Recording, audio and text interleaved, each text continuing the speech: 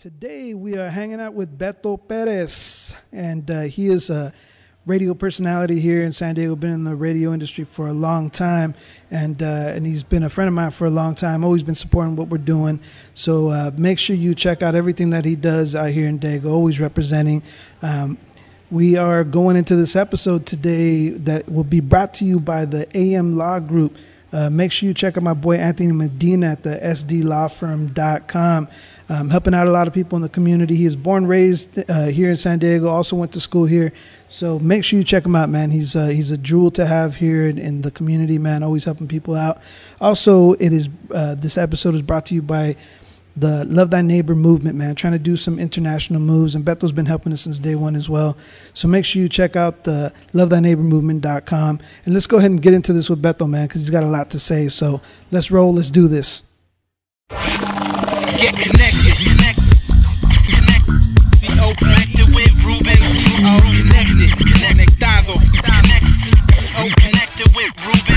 Yo, if you're C.O.N.E.C.T.A.D.O, you already know about the show, so let's go. It's your music and lifestyle, fashion profile, the entertainment source for everything you want to know about. North to the south, the east to the west side. Stay connected with Ruben Torres worldwide, so let's go. Across the globe, well respected, beasting on the industry. Connected. Connected with Ruben Torres, another episode. We are chilling today with Beto Perez of Kiss FM 95.7 in San Diego, man. And today's episode, you're going to learn a thing or two about the radio biz. What's up, Beto? What up, man? Just chilling. Happy to be on your show. It's been a long time in the works, so we're here now. What up, what up? Yeah, man, I've been trying to catch you, and you've been busy. I'm pretending to be busy, dude. Nah, man, you're all over the place, dude. And, I've been trying to catch up with you, and I'm like, man, we'll do it wherever, man. We'll do radio. I just, on the phone, whatever it is, and I just been trying to catch up, man, and finally got you. Finally got you, man. I'm here. What have you been up to, man? Talk to me. I know you've been busy, man. Doing DJing, and you're spinning at some of the clubs or whatever, and then you've got some. We won't go into the sponsorship stuff yet, but you've been staying busy, right? Yeah, man, staying busy. Been DJing full time for the last 15 years, and I've been doing radio for the last 12 years. I took about a year off, and now I'm back at it, and I actually just got picked up too. About a couple months back with Frankie J. You familiar with Frankie J, right? Yeah, man, yeah. I'm his official DJ, so that's keeping me on the road, man, and that's fun, new experience, and we'll get into that right now. Okay. Let's if we can, I want to educate some of these people on the business that you're in, and you've been doing this for how many years now? 2002 or whatever, 2015, 13 years. About to be 14.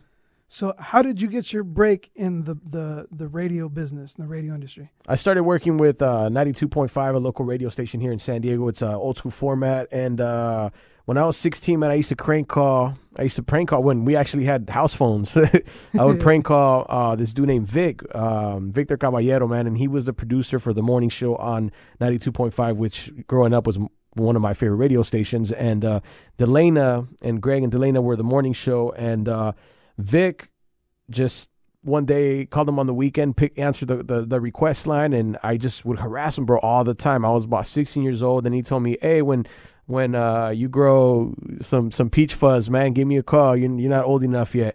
So, dude, I kept following him around, and for about maybe a year, I harassed him, and then one day he just said, all right, come in for an interview. Went in for an interview, and he was like, dude, he's like, you're exactly the barrio kid I'm looking for. And I got my break on Greg and Delana's morning show. I was their stunt guy and their intern for a while. And I, did everything to basically stay in there.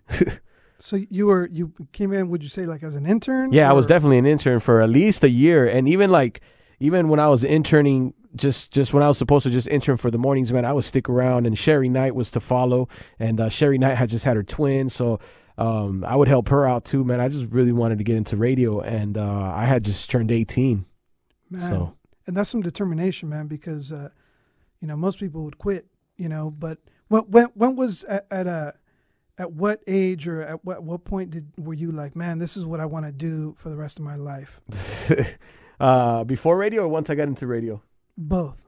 Being in radio was a lifetime goal of mine. Being a teacher and being in radio was a lifetime goal of mine. Wait. Being a teacher? Yeah, dude. I was teaching, remember? Yeah. I was a middle school teacher. But I thought that was just kind of one of those, one of those things where you were doing just to do. Well, it was a goal of mine, and that was it was a great experience, man. I wanted to know if I wanted to, really do teaching full time, but man, those kids, I have no patience, bro. So I continued doing my radio thing at night, and during the day I was teaching. I did that for about 2.5 years. Yeah. And what was the question again, dude? I got sidetracked. At what point did you know that this is what you wanted to do? Before radio, I was coming back from Mexicali. And I was in the car with my mom, dude. We were coming in La Rumorosa, and we were listening to an AM station, and like the dude came on, and like I don't even know to this day who that dude was, but he was just interesting. And I was like, man, when I grew up, I want to be in radio because all they do is just play music, and that's all that's all I thought they did, And so I followed it until I was 17. Once I got in, I did about 2 years, and I was like, man, this is what I want to do for the rest of my life, and so far I've been doing that since. Was there someone that growing up that influenced you as far as like radio, like maybe a voice or someone's style or something where you were like, man, I want to do what that guy does? I don't know if it was really the DJs that talk on the radio, but it was more the DJs that were scratching, dude, like Hurricane Andrew, Marlino 5 Foot of Funk, DJ Rags, DJ Happy. Like when I would hear those dudes on the radio, they're not the talking kind of radio DJs. They're the Ficky Mickey, the scratch DJs. Yeah. Those are the guys that inspired me more than the voice people, Yeah. And so you do both. I do both. On the radio right now though, I'm just doing the talking end of it. I'm not doing the Ficky Mickey mix, but I do Ficky Mickey mix on the side, and that's what I do for a hobby / living.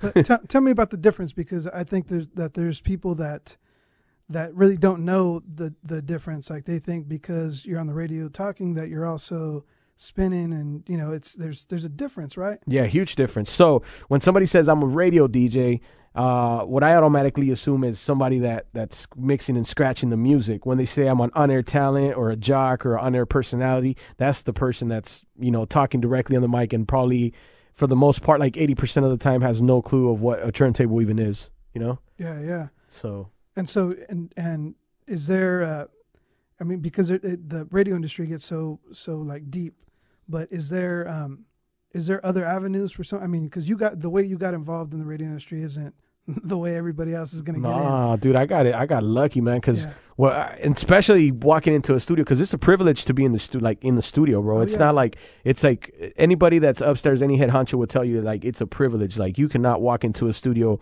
without like getting that pass handed to, like literally, dude. Like it is disrespectful to show up into a studio if you're not invited. Yeah. So a lot of people, they start by doing the street team, man. And luckily I love the street team, and I'm huge on that, because the people that taught me and influenced me were from the old school, before the Facebooks, before the Instagrams, before all that. And it was all about the streets. You had to hit the streets. But my respects to the street teamers, man, because they're the ones setting up shop and putting up tents and stickers on cars and doing all the crazy work, and that's 75% of the time. That's how you get in. You be an intern doing streets, and you work your way around the building, and you meet people and slap hands, and that's how it is. Is there like schooling that you would send somebody to? Would you, like I know in the film industry there's like Full Sail, and even to get into the music industry on that side, like you go to Full Sail and they teach you how to record and do all the stuff and music industry stuff. But is there a broadcast school, or is there something? There is a couple of broadcast schools in LA, but honestly, there's nothing like getting your hands on it and doing it, because everything they're teaching you there, for one, can be outdated equipment. For two, depending on what company you work for, they use different softwares. When you go to a broadcast school, not to knock it, but from what I understand, they just teach you like Pro Tools, and that's stuff that you could just learn on your own. And I don't have the money to do that, so I just came in and learned. And it actually took me 2 weeks, man, to learn how to run a whole board and operate the whole station. I kind of had no choice, because the person that vouched for me at that time said that I fully knew how to do everything, so I really had to just learn it. And that's really, I think, the best way to learn it. Yeah, hands on. And you've been doing this for a long time, and when I had first met you, you were over at 92.5.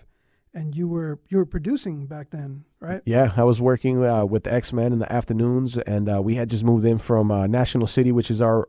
It was crazy because we had just moved in from National City, which was our original location, and it was like, oh man, I don't. Well, I guess I could say it because we were like the company stepchild, like all the cool. Well, I'm not gonna say cool because we were actually cooler than all the other stations, but as far as like, you know, the big budget stations, the ones that were bringing in the money, the ones that were like interviewing Britney Spears and, you know, whoever was hot at that time, they were all in one building, and we were like in National City in the hood, and seriously, dude, I got shot at during like that's how hood it was. Like we like, yeah, it was hood.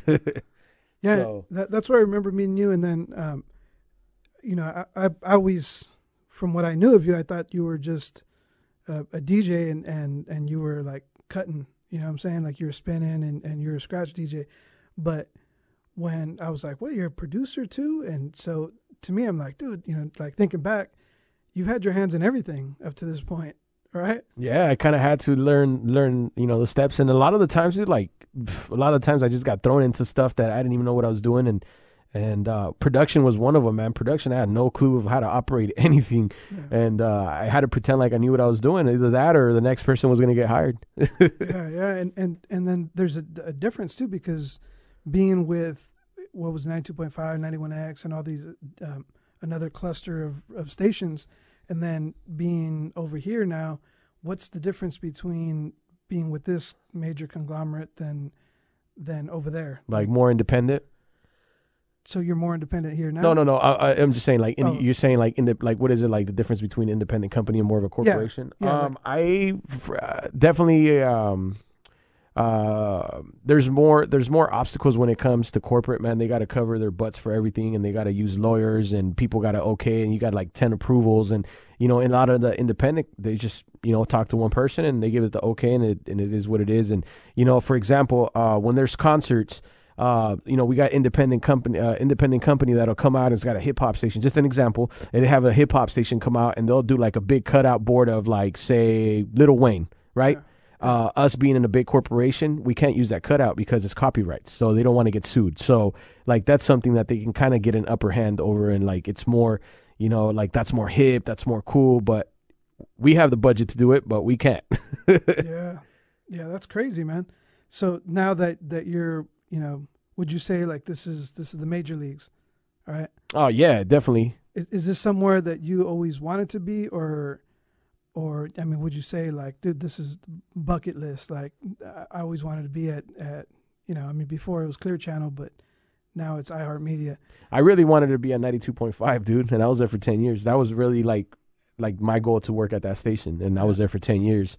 After I stopped working there, I didn't know what I wanted to do. I had about a year off, and this new station, which is where I'm at now, Kiss FM, popped up, dude, and like it was like a perfect combination of all the music that I grew up to, and, you know, it was down my alley, my lifestyle, and now this is where I want to work. And it took me, it wasn't like it wasn't easy getting in here, dude, like by any means. Like it really took me, man, I'm about to put my boss on blast, but it took me like 9 months before my boss even acknowledged the fact that I was already in the building. Like I had to go and work and do other like stuff, dude, and just to get my foot back in the company, just to even shake hands with the dude that had the final decision, you know. Like it took me 9 months to get that email back, dude. 9 months. Wow. And this was like, I would DJ Friday and Saturdays till 2 a.m. and I would have to come in Saturday and Sunday 5 a.m. to 1 p.m. and I did that for 2 years just to get that email. Wow, man. That's serious, dude. I slept here at the station, dude, for 2.5 years. I slept on the floor every single weekend, no days off, like no weekends off ever. Some putting in some work. Yeah, dude. But then, you know, that's the stuff that people don't see, and, you know, everybody thinks we got to hand it over and it's easy, but dude, there's steps to everything. You can't just like, you don't get stuff handed over to you here in radio, especially because everybody's competing for the same job. Yeah. And then, you know, there's stuff that you look at where like Big Boy up in LA, and that guy's like taking what he's done in his position to a whole nother level. I heard like recently he just switched stations and he like negotiated some like crazy multi-million-dollar. I think it was 33 million. Something like that. Something crazy, right? Yeah. So how does one get to a level like that? What do you got to do? Because I mean, not to cut you off, but I know we were talking earlier, and there's steps to what you do, and then climbing up the ladder in ratings and doing that kind of stuff. But what do you got to do to get to a level like him as far as in radio? I think, well, Big Boy's just part of history, man. He's been there since day one, so you know what I mean. You can't really come in and fill a Big Boy's shoes because he was there since the '90s when all that started. But somebody like him, where he's making big money syndications, it's a lot of the times they have how can I say it, man? Your question is how do they get paid that big bucks, right? Yeah, like how do you get to that level? A lot of it is endorsements. A lot of it is being in a big market and having an agent that's out there, hustling for you, or just basically putting your product out there, and you're being the only one that can provide that certain product, that certain energy, that certain vibe on the airwaves, and but definitely being in a big market helps. And how does the market break down? Can you tell me, like, how does all that work? Because I know, there's A markets and B markets, and yeah, we got like New York. New York is number one. It's just the population. The bigger cities, the more population. That's kind of how it breaks down. Mm-hmm. It's we got top 5 would be like we got New York, we got Chicago, we got San Francisco, we got L.A., and you got Texas, Atlanta. There's a bunch of big markets, and then there's like little stations in the middle of nowhere, like you go down San Juan, Capistrano or whatever, and that's like number 200. yeah. And well, you mentioned 2 syndications. How does one how do you get syndicated for? Because to be in different markets. Well, you got to definitely have a one of a kind package. You package it together, and you have like either an agent that goes around and shops it around for you, or if you just happen to have contacts, you just reach out to the PDs and say, hey, I got this, and if the PDs are interested, if it fits their format, they'll pick it up. And sometimes it's they don't get paid. Sometimes they get paid in commercials, or sometimes it's just on some homie love. Yeah, there's always other ways for people to get paid in what you guys do. You guys do commercials. You guys do all kinds of stuff, right? Can you explain? Endorsements, commercials. Sometimes you show up to events and you get a fee, a talent fee for that. You got a club night. They give you money for that.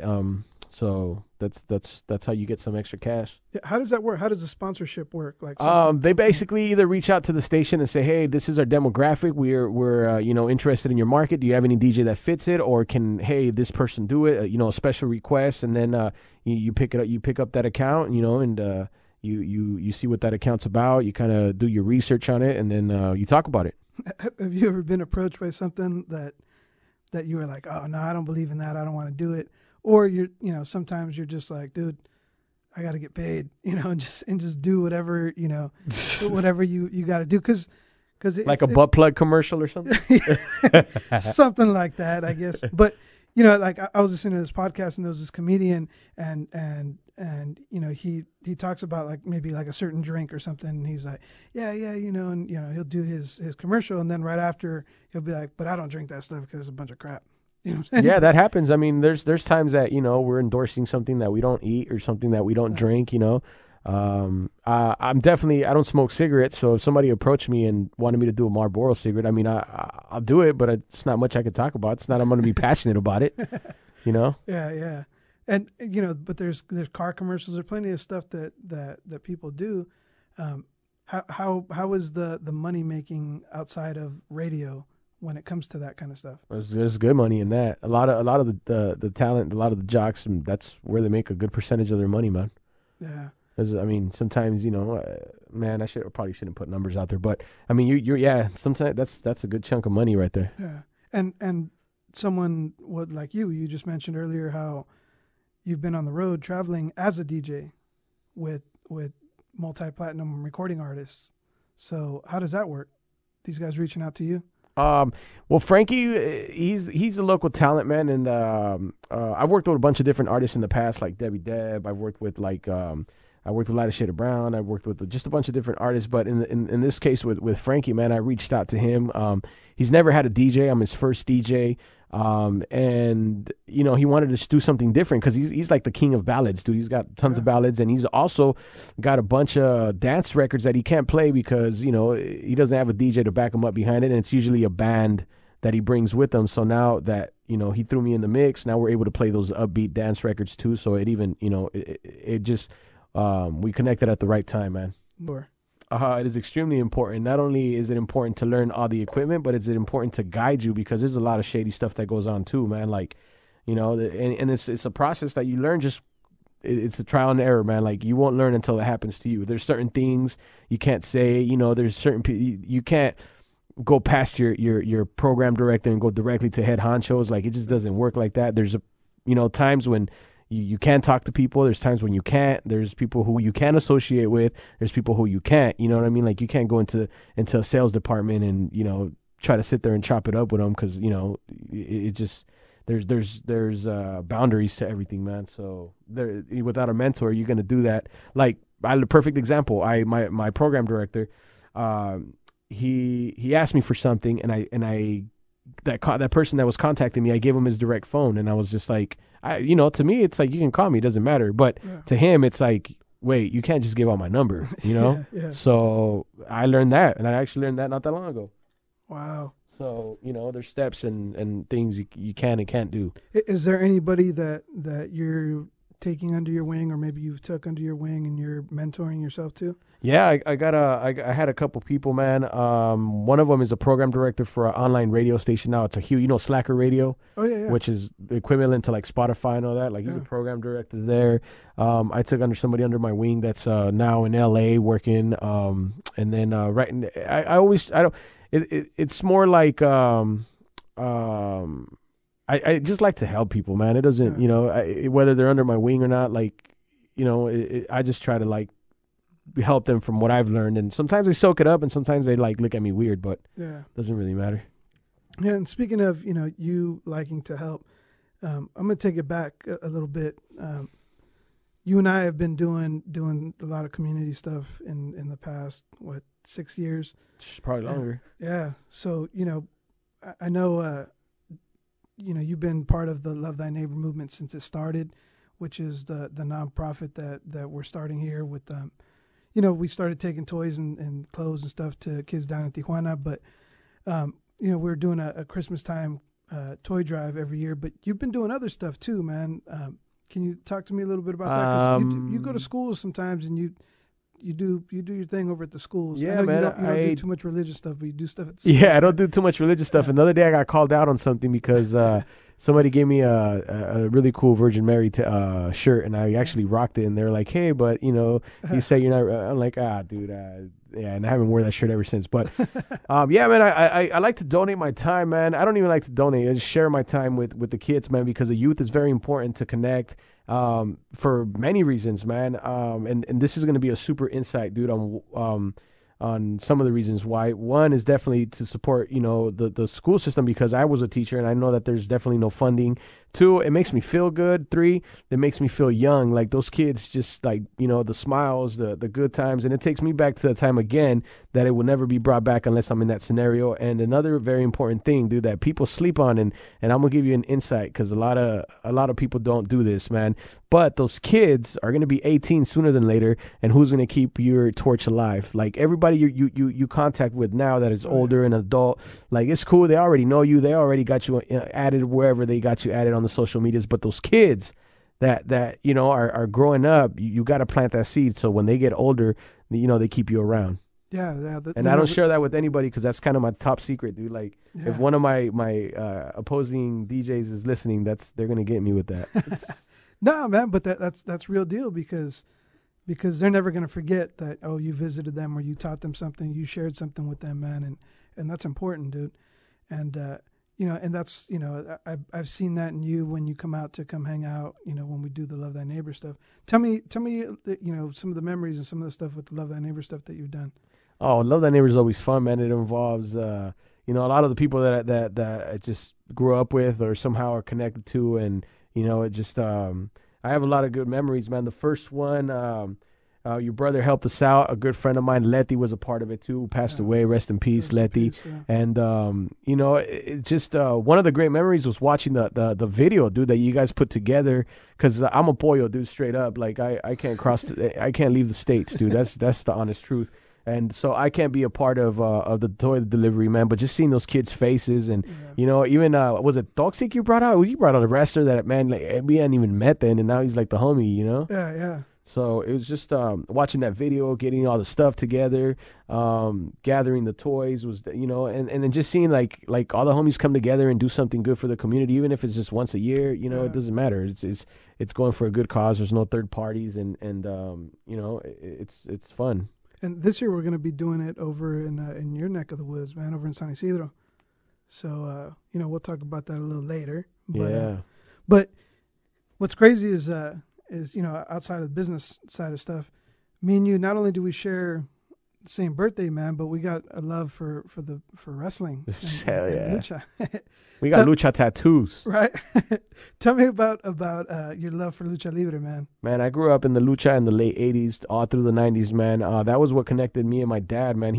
Dad was just, he liked to have a good time, and he liked to have a couple drinks, and that was kind of like a perfect excuse for him to go out, have some drinks, and let me wild out. And what Dad would do is, I'm glad my mom don't really know English because she'd be mad, but Dad would take me to the lucha libres and just let me be a kid, dude, be run wild. Like he'll buy me the rompope, not rompope. What are those? Like jellos?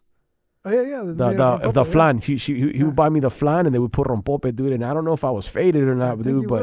But he would buy me a couple of those, and like, dude, like I just got to see these dudes that are like superheroes, and that's something that like a memory of my dad that I will never forget. Like, and lucha is just something that I grew up watching every weekend. Like every Friday was mandatory, dude, for like probably about 4 years until Dad passed away. But that's what I would do. And who's your favorite luchador right now? Right now? Yeah. Right now and back then. Back then, dude. Man, I got a couple.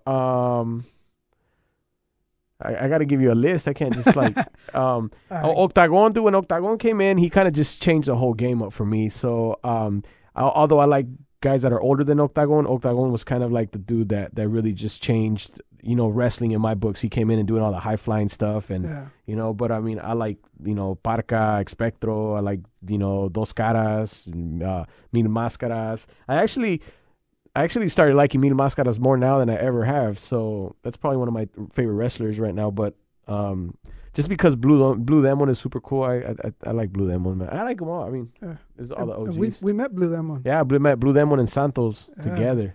And so and we had pictures somewhere too on Facebook of that over at the Padres. Yeah, Padres. Yeah, man. I got to show my tattoo together. Yeah. And what did he say? Blue Demon said, he said, ahí están los tatuajes, te rompo la madre, Santo, right. Which translates that even in tattoos, I kick your ass, Santos. Yeah, that's crazy, man.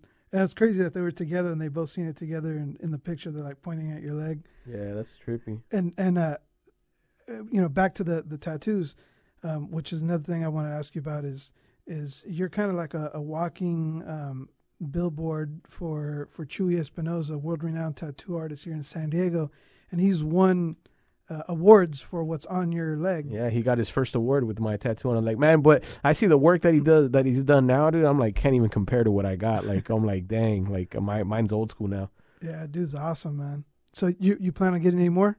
Yeah, man, eventually. But he's been so busy, dude. Like, it's just hard getting getting in there with them. But yeah, definitely plan on working on a whole sleeve, man. It's just every tattoo piece that I got represents something, though. I know it's all legendary people that I have, like celebrities from Mexico, like Chalino, like Vicente, like Tintan, Resortes, Cantinflas, Chavo, but they all represent something or like a memory, or if I want to get a good laugh, I could always look at my leg and just laugh at Tintan with his facial expression or something. Yeah, right. So, and so you've been on the road lately. You're working on sponsorship stuff right now. You got you're still doing the bars, the club stuff, and you're here, man. What's the secret to you like staying awake and doing all this stuff, man? Because I know, dude. I mean, not everyone can do what you do. Eating junk food, dude. I don't know. I mean, I eat a lot. That's really the only thing that I could tell you. I don't drink coffee. Trying to cut down on the soda. I don't know. I really don't know, man. I just It's not. It's because it's like more like a hobby. So I enjoy what I do. So whatever opportunity I can to jump on anything that has connected with my hobbies, like I love. So that's more like probably the high on life. I don't know. So who would be your favorite artist to work with right now? Current artist or just an all time? All time. Probably. I really like, dude. People are gonna kill me for this, but I really like Kanye West, dude. Oh man, I know. I just like Kanye. Like I just think like his personality, I don't really care for, but his music is just like dude. He's just a musical genius, man. As long as you don't start dressing like hell no, dude. It doesn't work like a Star Wars character, But other than that, I think he's making fun of the culture. I think he's really like I think he just sits back and he laughs at people because he's making his clothes that, dude. Oh man, I've seen people that are less fortunate that dress better than that, And I just think that he's like laughing at kids, like, you're actually wearing that. Do you realize how dumb you look? Like, I feel like that's how like his mindset works. Yeah. I don't know if I'm tripping or not, but I feel could be, I really feel like he's he's laughing like all the way to the bank, especially with his vote for Kanye in 2020 comment or whatever. He was supposed to be running for president or something. Yeah, I like Kanye. So, but there's tons of artists, but I don't know, something about Kanye, man. I like the way he functions. Yeah. Well, what advice would you give right now for someone who wants to get into the industry? Don't give up. Don't give up. Don't give up. Keep working, and no matter what people say, no matter if you got no money, no matter nothing, dude, just keep you on your path and keep hustling, and that's it, man. Like, keep working, and on the key element is to work smarter, not harder. Yeah. So just keep hustling and work harder, and work smarter and not harder. So, and you happen to have any crazy stories? Anything crazy happened to you either at one of the stations that you've been at? Hell yeah, I got shot at, dude, on New Year's Eve a couple years back, like 2004. I mean, did they know it was you? Nah, I never knew what was going on. So we were in National City and we were in the hood, dude, like right where the In-N-Out is at. If nobody knows where that's at, man. It's like, it's kind of like it's a big city, and it's just, when people were getting chased out of downtown to build Petco Park, all the homeless and all the crazies, all the druggies were coming to National City because that was the closest place to downtown where it was just like open, and dude, that was one scenario. Another scenario is like, dude, for a whole month, I had this dude that would just come and knock on the window, dude, and floss his gun at random times, dude. Wow. At random times. And it was crazy. Dude, and so you survived the hood because you came from San Isidro, which is the hood, and you were working over in National City, the hood. Yeah, but see, I've been cool with it. Like, an average dude that's not from a hood wouldn't have been able to like function after that. They would have been traumatized and never probably ever gone back, man. But there's a lot of horror stories where DJs get stabbed. Like, there was one of the dudes that was working there, like, I don't know, a few years before me. I don't remember his name, but dude got stabbed as soon as he walked outside, and I heard it was like over like a request. Oh wow. But yeah, I mean, dude, this crazy stories. We got stalkers everywhere all the time. Dudes' girlfriends getting mad because dude, I had a crazy story about dudes. Oh wow. Okay. So, oh man, I went to a restaurant one time and I sat down, and then I went to the bathroom, dude, and some dudes pulled out a gun on me. What? Yeah, dude, out of all places, and they were like, "Yo, you got to leave. There's somebody in this restaurant that doesn't like you." And I was like, "What the hell?" So then I was like, "Okay, cool." But I stayed about the 10 minutes, and it was weird because he was paying the tab. Wow. It was weird. He's paying the tab. So anyways, I'm like, I try to secretly leave, and I'm like, all right. So I was freaking out. I'm like, all right. I was like, dude, like 21 years old. And so I leave, and the dude comes out yelling and gets all crazy, dude. And then nothing happened. Like, that's all it was. But thankfully, that's all it was. So I don't know. A few days later, I come to find out that the dude's wife won tickets from me. So he thought I had something going on with the wife, dude. Nothing, even met the wife. I didn't even know who the hell, like, nothing to do with anything, dude. He just felt that I hooked her up because I had something going on with her. I'm like, dude, she was caller number 9. Wow. Yeah, dude, I almost got killed over that. That's nuts, man. That's And you would think by now, like, everybody kind of knows who you are. well, this was 21 years. This was 10 years true. ago exactly. That's crazy. Yeah, dude. So that's there's been some scary situations. And now everybody kind of, they you're a staple in the radio business here in San Diego, and everybody does know, who you are. But I still feel like they don't. No, man. Come on, dude. You're a celebrity here, bro. Not even. But how do you go about marketing yourself? Again, going back to being in people's faces, dude. Being in the community and supporting the community and being and helping out and doing what you can whenever people reach out to you. Yeah, well, I don't have a budget behind me. I don't have anybody that runs any of my social medias because now they got DJs that do all that for. Like, there's people that you pay services and they run everything for you and they market for you. They're marketing monsters. Yeah, and you don't do any of that. I don't do any of that. Everything's grassroots, and that's just what it is, And I know you got something on the website where you have like kind of your own blogs and that kind of stuff. Yeah, that's my own blogs, dude. But that's always hard to keep up with, man. It's a lot of work. Yeah. And what's funny too is I find kind of funny too, but every time, in radio or in some of the stations that you've been at, it's always funny how it always comes to looking out for you whenever, like, hey, what's the best burrito in town? I don't know, let's ask Beto.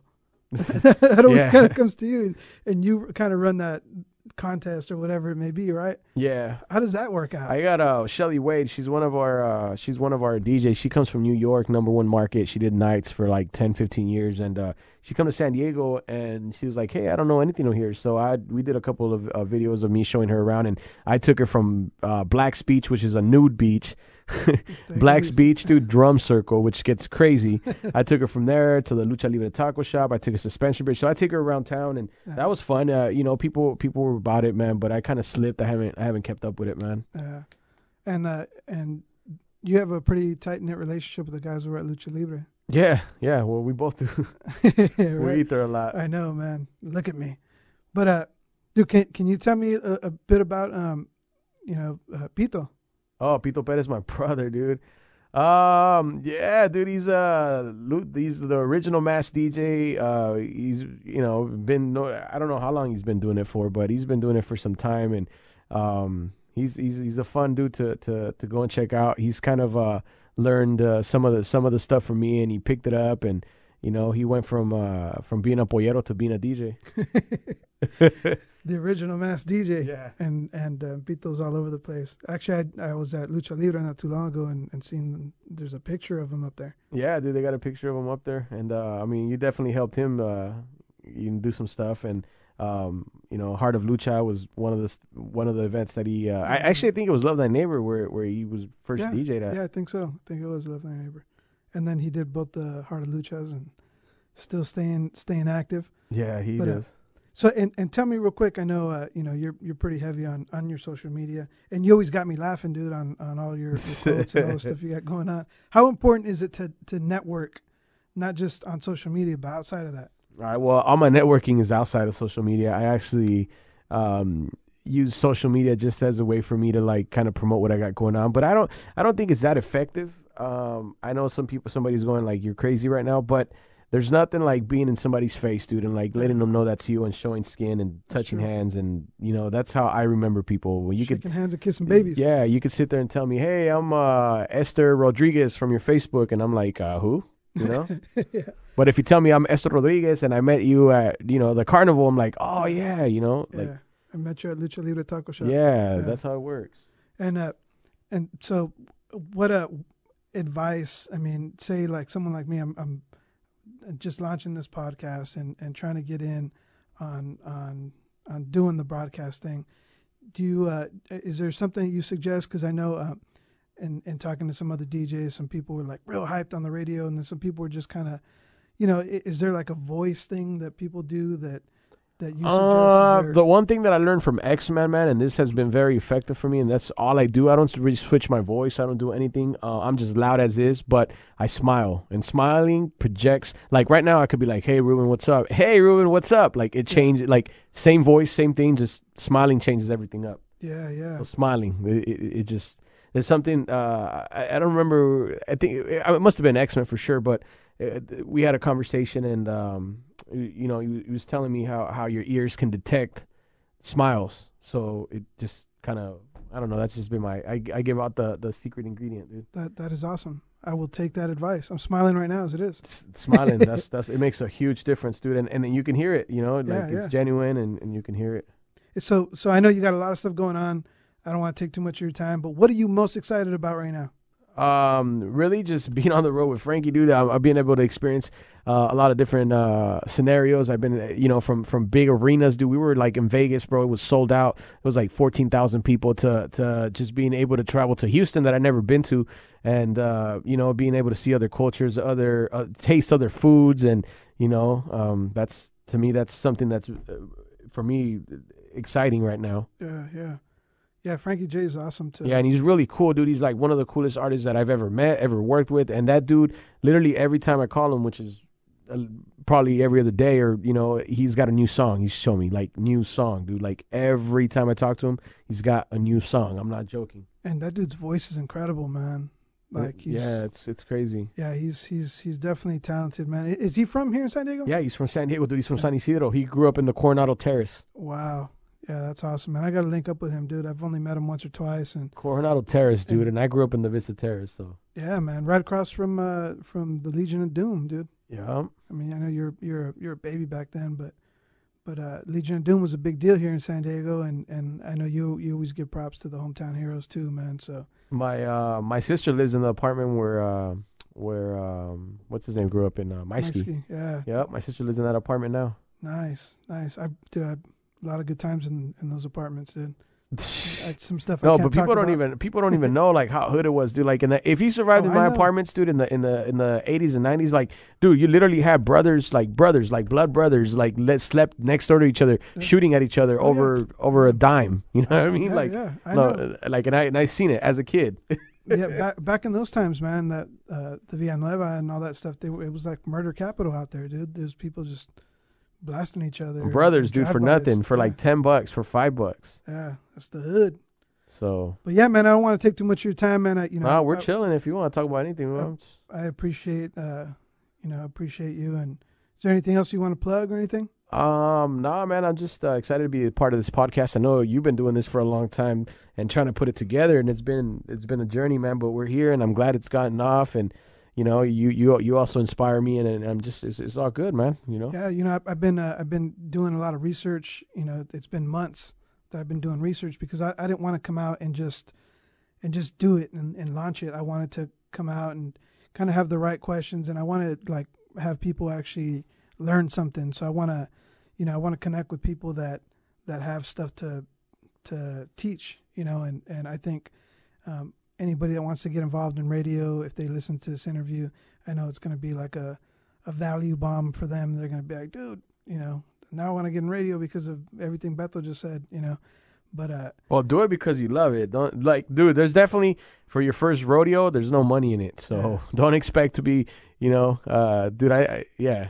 But it's inspiring to hear your story, especially, not going to school and not doing, the average way that somebody would think they get into a certain industry. And, that's inspiring and motivating to hear that, man. So, maybe I can get in on the radio industry now too, with everything I just learned. But no, man, thank you for your time, brother. I don't want to keep, you. I know we're over here and you've been a busy man. Oh man, I'm pretending, dude, not even. So no, man, I appreciate you. Thanks, bro.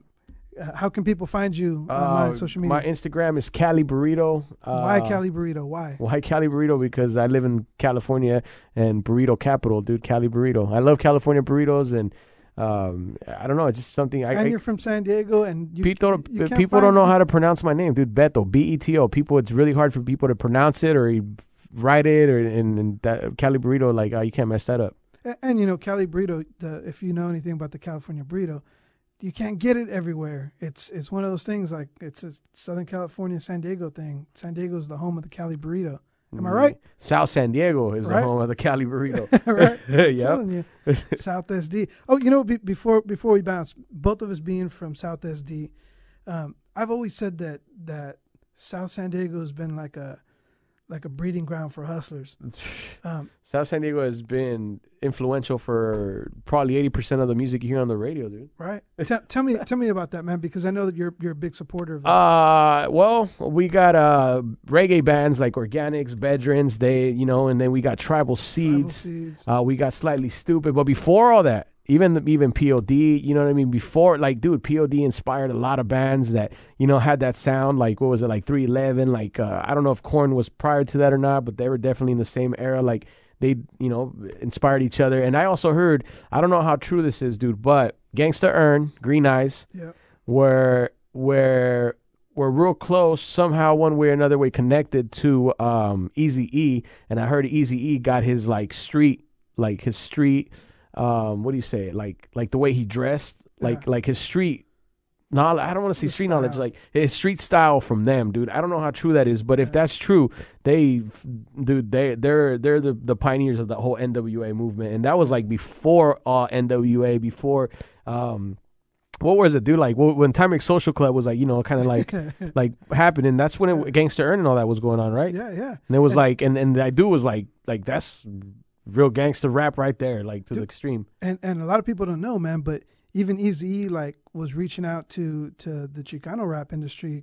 The Night Owls, Little One, right? Little One. What was it? Without a Warning, right? Yeah, like that, and Legion of Doom too. Like Mike Ski and them were in talks with doing some stuff with them, and Mike Ski and the Legion of Doom, like even they were coming out at the same time as Cypress Hill, man, and they were like way ahead of their time, bro, like way ahead of their time. And so, I think my inspiration to get involved and my motivation to get involved in the entertainment industry was seeing the Legion of Doom. And I seen them as, before they were the Legion of Doom, they were brothers and cousins, and they were just doing like DJing at different clubs, or not clubs, but different schools and parties and all that stuff. And they came to Montgomery Junior High. And that's where I first seen them, and I was like, brothers and cousins, what is this? And they came out rapping, dude, and they sounded like Run DMC, LL Cool J. And that was the name of the group, Brothers and Cousins? They were called Brothers and Cousins, man. And Mike Ski was beatboxing and stuff back then. He wasn't even like part of he was just coming out to beatbox. And then and they came together and they became Legion of Doom. And dude, I was just, we're all part of the 151 posse back in the day, and we're just handing out flyers and putting up posters and picking up, tapes over at Wingspan and bringing them over to Wingspan, where they make cassettes, dude, over in National City, and then we would go and deliver them over to the warehouse. And dude, I mean, we're just all the foot soldiers, man, doing all the stuff for them, dude. But that was like my first like peek into what I thought was the music industry, man. And they were the first like group here in San Diego to get like radio play. 92.5 Magic Man used to play him, dude. Del Sullivan, dude, he was very instrumental in that. And so and I always see you like giving props to the Legion of Doom, man, and I'm like, dude, like he knows what's up. Yeah, Legion of Doom, dude. That's like, yeah, it's crazy. Yeah, man. So, and then you got of course B-Side and Mitchie, and you got Mitchie's like on a worldwide level, and then there's tons of talent out here. Yeah, and then Carlos Paez, he's got some other influences outside of the reggae style stuff that he does too, because his dad is Banda Limon, right? No, Banda Recodo. He's the guy. Recodo, dude, he wrote all the hits. He was the guy that was in charge of doing the horn section. And when Cruz Lizárraga died, he left Carlos's dad in charge. Yeah. I don't know his name. I don't know Carlos's dad's name, but he also did Moonlights too. Wow. Which is classic joints like Rosa Maria and Leticia Maria or whatever the song's called. But Rosa Maria that's a classic joint, man. And what's your take on the San Diego Music Awards? I don't know. I've never participated. I don't know much about it, dude. I really don't care much about it because I don't know, dude. It's just I can't knock it. I can't say I don't care much about it, but I've never heard anything positive out of that. Even from people that win it. Like there's people that don't even show up. But I mean, it's cool. I mean, it's been around for 25 years, and obviously they're doing something right, but. Sometimes the nominations on there, I'm like, what? Or like sometimes, the people that win, I'm like, what? They were talking about like this year, they won. DJ Claire was one of the DJ of best club DJ, and like Honestly, I've never heard of DJ Claire, and there were some people on there like Artistic, you know, I've known for a long time, and that guy puts in work. You got Mike Check, like Mike Check is one of the sickest DJs ever, dude. Like that I ever heard. You know what I mean? That dude's like on Mixmaster Mike status, you know. And like, how do you go heads up against somebody like that and not win? Man. Yeah, I think there's, you know, some politics involved in some stuff, but yeah, I heard you got to buy advertisement too, like if they win, like you got to buy advertisement from a magazine. But I don't know, dude. Those are all just rumors. I mean, it's all good. If they call me to go do something, I'm sure I'd go. What advice would you give any upcoming band? Definitely spend, if you got a budget, which you should have, is spend that budget wisely. Yeah. Yeah, there you have it. Well, man, appreciate your time, brother. Cali Burrito, that's how we find you? Yeah, on Instagram, on Facebook, Beto Perez, Beto Perez, Perez. I got Twitter and all that, dude, but I don't even know the name, so I don't even check it. Cali Burrito on Instagram. Yep. That's how you can find him. Well, there you go, man. Appreciate your time, brother. I know we're going extra long here, man, but good looking out with all the info. Hopefully we can come back and catch up after you do the tours and all that stuff. I know you're going to be staying busy, so, you know, save me a little slot and come in and catch up with you, brother.